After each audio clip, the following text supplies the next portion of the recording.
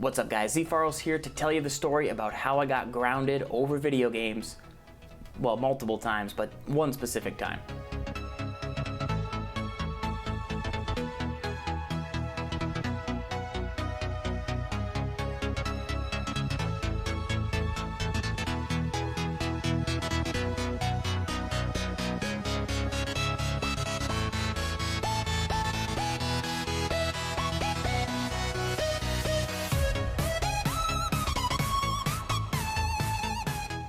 Alright, so I was in high school, I owned PS2, I got it as a Christmas present. I had originally gotten PlayStation for my birthday, and then I got PS2 years later as a Christmas present. Now I had saved up all kinds of money working at a gas station, saved up lots and lots of money. I bought almost every game I could get my hands on. Tony Hawk Pro Skater 3, Grand Theft Auto Vice City, don't know how I snuck that one past. I had Final Fantasy X, which I didn't care for, but I still had it. I had Gran Turismo 3. I had Omnimusha, Devil May Cry. I had every game. I had 10 games. 10 games, it was my pride. I had SOCOM 2, all stuff that I had picked up. Now, I had purchased those myself. But one day we went to EBX, we went to Babbage's, we went to Save the Princess, we went to GameStop, and we saw a pamphlet for the Xbox, and it had online gameplay. Xbox Live coming soon.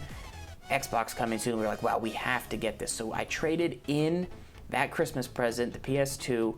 My parents were not happy, got grounded. I got barely enough to get an Xbox in one game. And that game was World Series Baseball 2K6, which was not great. Later, Madden ends up coming out on PS2 first. You get a network adapter. I don't have a credit card, can't play Xbox Live. The EA Sports games aren't on Xbox Live. I'm playing MotoGP and Unreal Tournament 2 and Castle Wolfenstein by myself. My friends are all playing PS2 Madden 04 on over the phone cord because Xbox needed broadband. I'm looking like a fool. My friend's like, why would you trade that in? You lost all that money. We still have the games. Your controller's enormous. It's a joke. Xbox is a joke. And I felt like, why did I do that? But I just had to be different. I had to go for it. I felt like it was the future. I love that you didn't need a memory card. I liked the bigger controller. And overall, just felt like it was time for a change. And, you know, 360 got a lot better. It went more mainstream. Xbox One was rough at the start as it kind of missed some of the stuff that made 360 so intuitive with parties and friends and invites and stuff like that. But overall, they've updated the firmware since, and Xbox has continued to be really, really strong. You know, I've been on there a long time. That was kind of the history of how it got started, but let's look at some gameplay today, guys. I'd love to know your console history in the comments. Hopefully you enjoy this walk down memory lane, some of the games. I still keep the games around. Amp Snowboarding. We have Crimson Skies, which is an amazing game. We've got MVP 04. We've got all the Maddens that we've been playing here. Soul Calibur, some different Xbox One games, just that we keep, you know, just in case we're ever feeling nostalgic. So hopefully this video, you know, makes you have a walk down memory lane and you enjoy it. Let me know your earliest Xbox memories and enjoy the gameplay coming up on the channel. So, I mean, two things I wanted to note. It is the 15th anniversary of the Xbox. I wanted to just show you guys the memory. This was the first thing without a memory card. It actually had the hard drive with 50,000 blocks, which was like at the time a ton of blocks. Here's the games that we had. We had the original Counter-Strike. We had Crimson Skies, this game Dead to Rights. This game Death Row is one of the best games. This was Rocket League before Rocket League.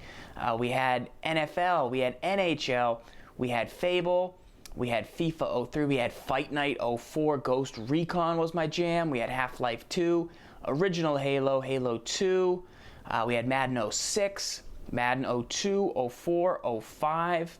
We had 03, but I think we had it on PlayStation. We had MVP Baseball, 04 was our favorite. NBA Ballers, NBA Live. We had NCAA 06, 2003, 2005.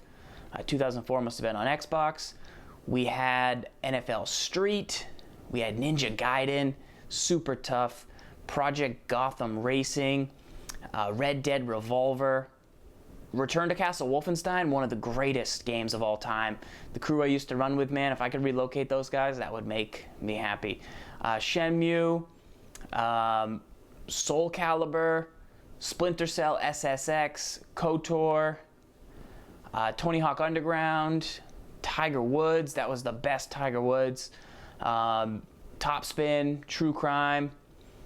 We had Unreal Tournament, Wolfenstein, and World Series Baseball.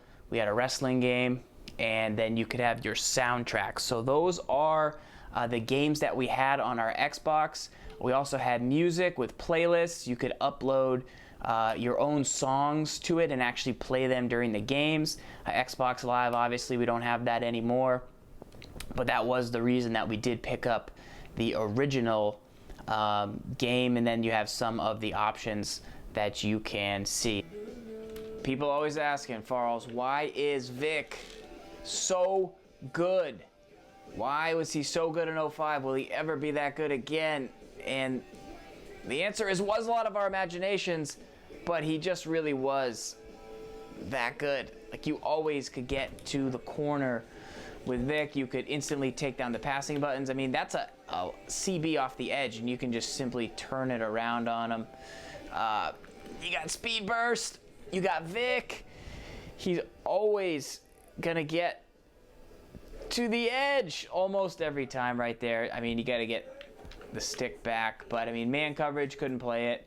You had Playmaker. But, yeah, and then if they just played man, you could just dust everybody for a touchdown. So that's what was so good. It's one of my finest Xbox memories, and something I really enjoy, like just running with Vic. So good.